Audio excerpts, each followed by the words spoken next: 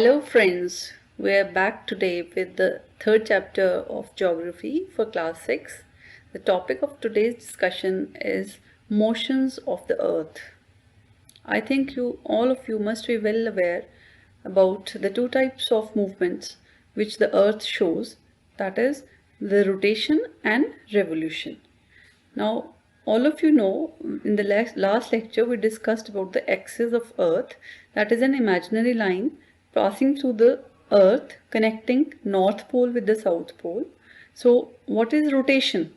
A rotation is the movement of the earth on its axis from west to east, and the movement of the earth around the sun in a fixed path or orbit is called revolution. And all of you know that axis of earth is not vertical, it is inclined. And this axis of earth makes an angle of about 66.5 degrees with its orbital plane. As we discussed in the first chapter, orbit is an elliptical path for each planet on which the planet moves around the sun.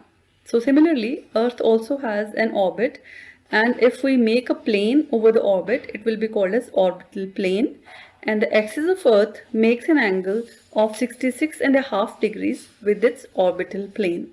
As you can see in this figure, here you can see there's a tilt, and this is the axis of the earth connecting north pole with the south pole.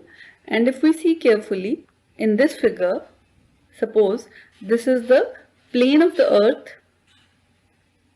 Earth's orbit, that is called orbital plane, and if we see the axis of the earth, it's making an angle of 66.5 degrees with the orbital plane. Okay, so if we consider this as the orbital plane, earth is moving or revolving around the sun on this orbital plane, and you can see the light of rays of sun falling here on just half of the earth, and rest half is in the dark. So there is another circle over the surface of the earth. It's a complete circle drawn over the surface of the earth, depending upon which half of the earth is receiving the light and which half is in the dark. So this circle, which is separating the two halves of the earth, is known as circle of illumination. One half is receiving light at that time, the other half is in dark. So the one which is in receiving light will be having day, and the other will be having night at that time.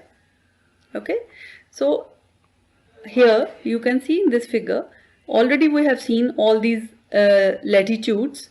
The one which is having 0 latitude is equator, 23.5 degrees north is Tropic of Cancer, 23.5 degrees south is the Tropic of Capricorn.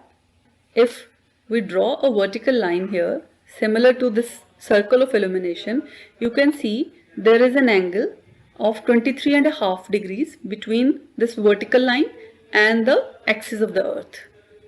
And when the earth is rotating, it is rotating around its axis from west to east, and it takes about 24 hours to complete one rotation.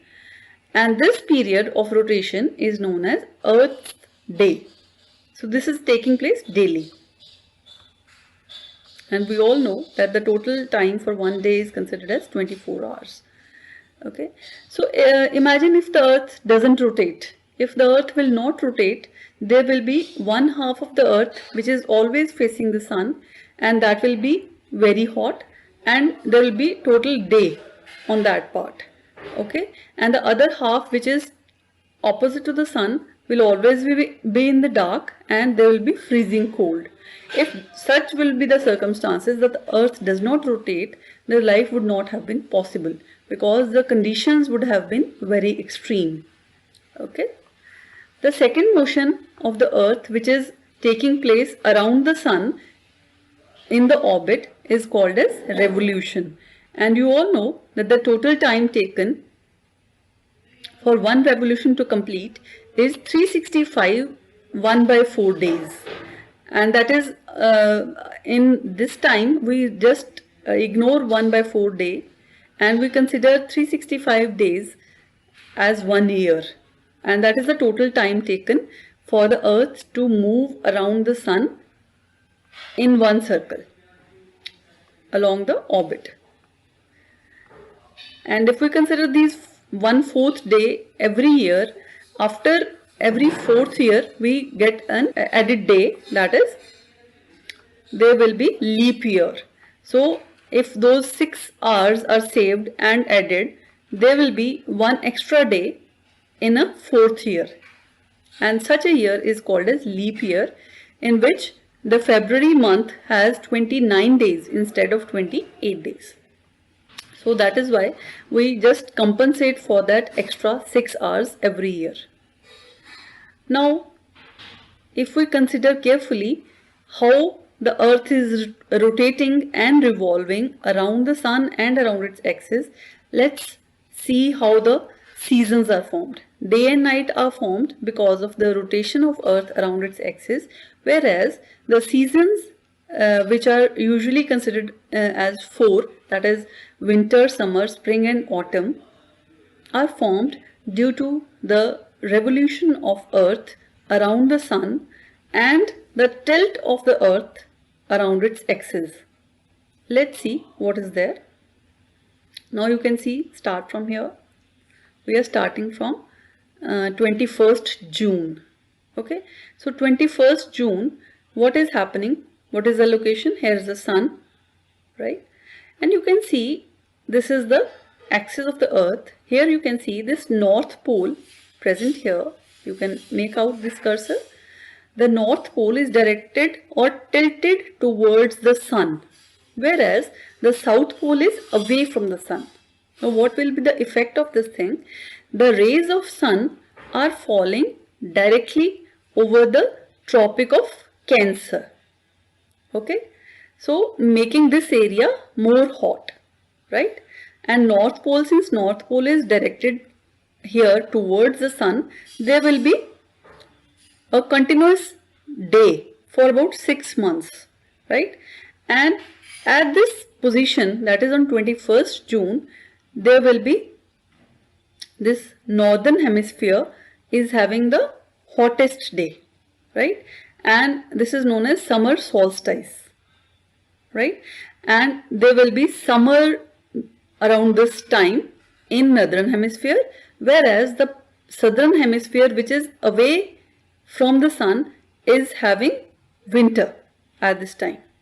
Okay, now as the earth is moving or revolving in the orbit, and it is here coming nearer the sun, because the orbit is not round, it is elliptical. So at this position, that is on 23rd September, there will be sun rays falling directly on the equator. The day and night duration becomes equal, and there will be spring in the southern hemisphere and autumn in the northern hemisphere. Okay, as the earth keeps on rotating and revolving, on 22nd of December, that is the winter solstice. Now what is the position here? Now in summer solstice, the north pole was tilted towards the sun. Now you are looking at the position, the south pole is tilted towards the sun, whereas the north pole is away.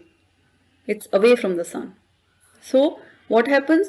Now the sun rays are falling directly over the Tropic of Capricorn rather than over the Tropic of Cancer. So what will be the result? There will be summer during this time in the southern hemisphere, whereas winter in the northern hemisphere, because the sun rays are falling straight on the Tropic of Capricorn, and slanting over the Tropic of Cancer. So that is why there will be different seasons. In southern hemisphere there will be summer, and in northern hemisphere there will be winter. So as the earth keeps on revolving, on 21st March, again there is equinox. Equinox means there is equal duration of day and night, and this is happening because here also again no pole is directed towards the sun. No pole is tilted towards the sun. It's the equator which is receiving sun rays directly. So because of that, there will be equal duration of day and night, and there will be spring in the northern hemisphere and autumn in the southern hemisphere.